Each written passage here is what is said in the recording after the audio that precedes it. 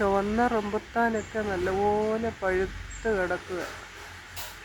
ഈ മരം മാത്രം അവർ പറിക്കാൻ വേണ്ടി വന്നില്ല.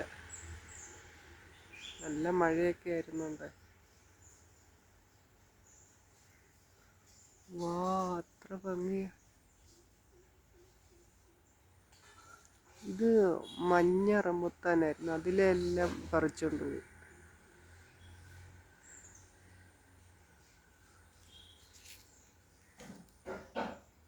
അപ്പോൾ ഇതാണ് താരം നമ്മുടെ.